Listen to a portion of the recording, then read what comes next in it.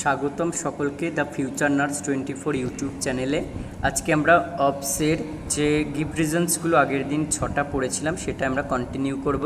তাহলে এরপরে দেখো পরের যে গিভ রিজন সেটা হচ্ছে maintenance of log book in labour room. Labour রুমে লগ বুক কেন মেনটেন করা হয়? তাহলে প্রথম রিজনস দেখো লিগ্যাল রেকর্ড, অর্থাৎ এটা কি করে, এই লগ বুক একটা লিগ্যাল রেকর্ড হিসেবে সার্ভ করে, যেটা can be referred to in case of any malpractice claims.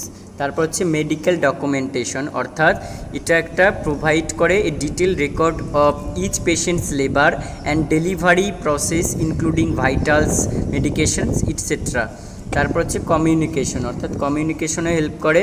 এটা কি করে, facilitates communication among health care team by providing up to date information. এরপর হচ্ছে কন্টিনিউটি অফ কেয়ার, অর্থাৎ এই যে মায়েদের লেবার হচ্ছে, তাহলে সেই লেবার মায়েরা কিন্তু কন্টিনিউটি অফ কেয়ার পাচ্ছে, সেটাও কিন্তু এখানে লেখা থাকে। বলছে ensures that any health care providers who takes over patient's care has access to accurate and comprehensive information about patient's progress. এরপর হচ্ছে detailed record of delivery and baby, provides detailed record of delivery and baby's weight, disc number, sex। তাহলে হচ্ছে birth time, sex, বেবির sex, disc number, birth weight কত, পিপিআইসিডি পড়ানো হয়েছে কিনা, PPS maintain হয়েছে কিনা, তাহলে এইগুলো সমস্ত কিন্তু রেকর্ড করা হয়। এরপর হচ্ছে কোয়ালিটি কন্ট্রোল, ঠিক আছে, এখানে কিন্তু কোয়ালিটি কন্ট্রোলও করা হয়ে থাকে। আর হচ্ছে অডিট অ্যান্ড রিসার্চ। এরপরে দেখুন নেক্সট যে গিভ রিজন সেটা হচ্ছে haemoglobin estimation during postnatal period. এখানে ফার্স্ট হচ্ছে ডিটেকশন অফ অ্যানিমিয়া। তাহলে postpartum women are at risk of anaemia due to blood loss during delivery, so anaemia is detected through haemoglobin estimation. Assessment of recovery, বলছে monitoring haemoglobin helps assess how well the baby is recovering after childbirth and whether any interventions are needed. এরপর হচ্ছে identification of hemorrhage.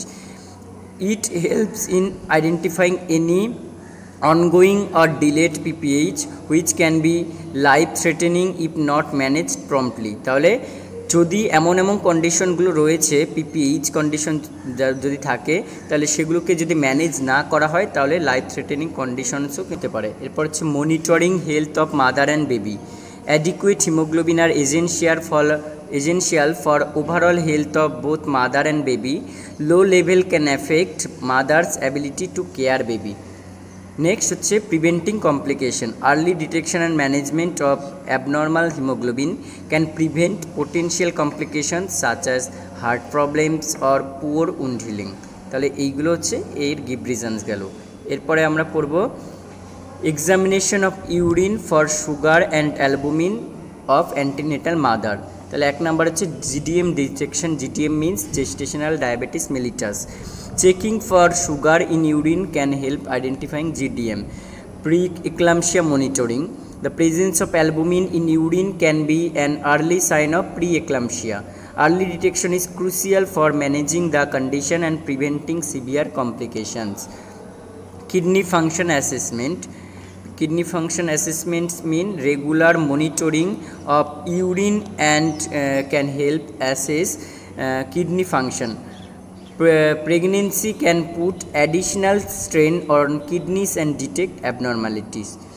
Next হচ্ছে overall health monitoring. Routine urine test provide a general overview of mother's health, helping to detect any infection or other condition. Preventive care. Early detection of any abnormalities allows for timely intervention, improving outcomes for both mother and baby. সেটা হচ্ছে administration of IFA during pregnancy. প্রেগনেন্সিতে IFA দেওয়া হয়, এটা তোমরা সবাই জানো, anaemia prevent করার জন্য। তাহলে preventing anaemia, IFA supplements help to prevent iron deficiency anaemia. It's very important to prevent anaemia during pregnancy. এরপর হচ্ছে fetal development. Folic acid is crucial for proper development of neural tube in fetus. Adequate intake can reduce risk of neural tube defect, spina bifida and হচ্ছে anencephaly. Placental and fetal growth, তাহলে এটাও কিন্তু করে। Iron is vital for growth and development of placenta and fetus. It supports the increased production of RBC, red blood cell corpuscle. বা এরপর হচ্ছে reducing risk of preterm birth and LBW. তাহলে iron folic acid খেলে যেমন anaemia prevent হয়, placental growth হয়, তেমন হচ্ছে preterm birth and LBW baby কিন্তু রিডিউস হয় চান্স হওয়ার।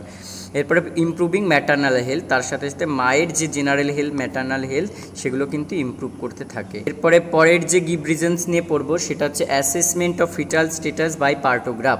পার্টোগ্রাফের সাহায্যে ফিটাল স্ট্যাটাস কেন অ্যাসেস করা হবে? মনিটরিং ফিটাল ওয়েলবিং, তাহলে অবশ্যই এটা দরকার মনিটর করা। The partograph includes fetal heart rate contraction, helping to monitor fetal wellbeing throughout labour. Next হচ্ছে early detection of fetal distress, তাহলে আগে থেকে ফিটাল ডিস্ট্রেস কী করে বোঝা যাবে? Abnormalities in FHR pattern or delayed progress in labour can indicate fetal distress. Next হচ্ছে guiding clinical decision making.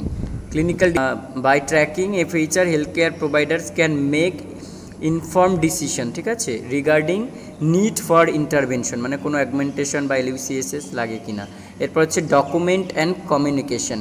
The পার্টোগ্রাফ serve as a record of labour progression and fetal status, facilitating communication between healthcare providers during shift changes or referrals, safety করে। আর এর সাথে সাথে standardisation of care.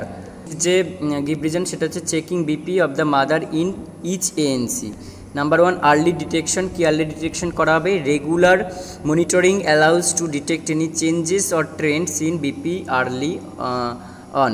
এরপর monitoring for হাইপার টেনশন, high blood pressure during pregnancy, specially conditions like pre-eclampsia can develop rapidly and lead to serious complications for both mother and baby.